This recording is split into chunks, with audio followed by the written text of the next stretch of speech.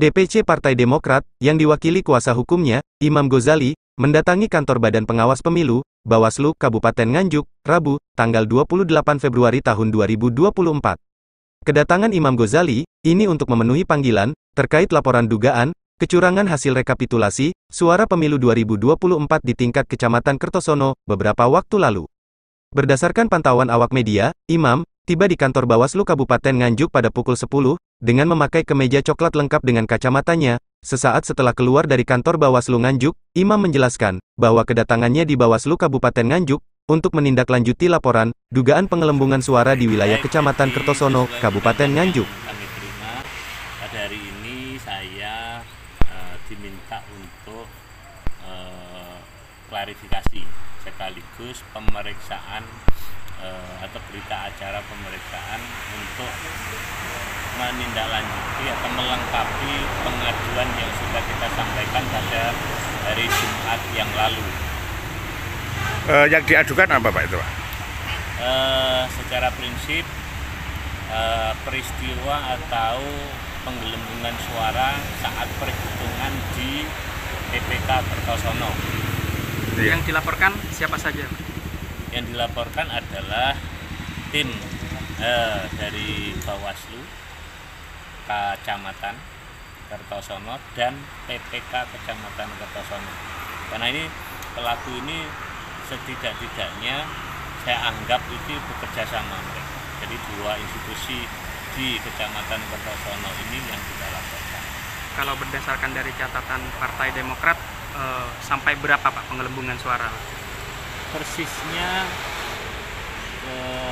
kami tidak mencatat secara ini, tapi dari dua desa yang sudah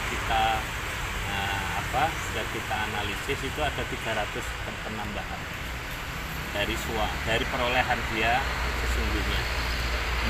Alat-alat bukti pendukung yang sebagai laporan di Bawaslu ini apa saja Pak? Jadi dari yang sudah kita serahkan ini ada 6 bendel model C dan model D hasil dari wilayah Kecamatan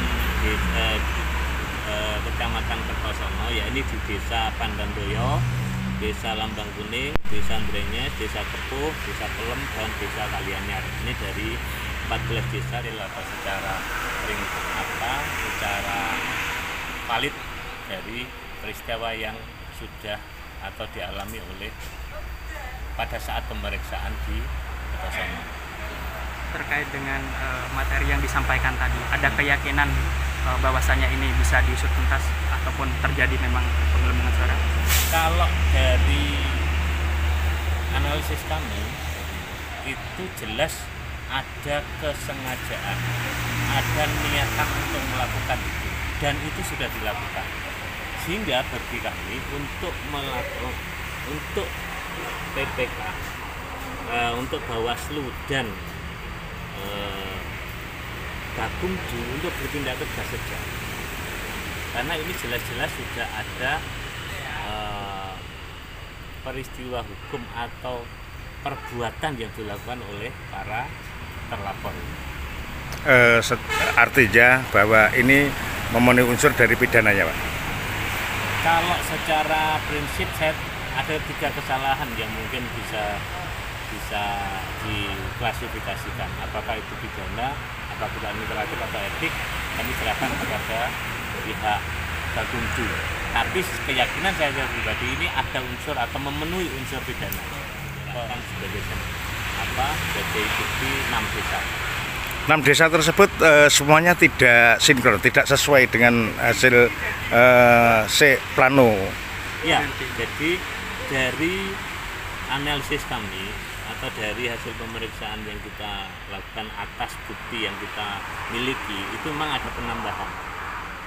Masing-masing desa di TPS-nya itu semua ditambah.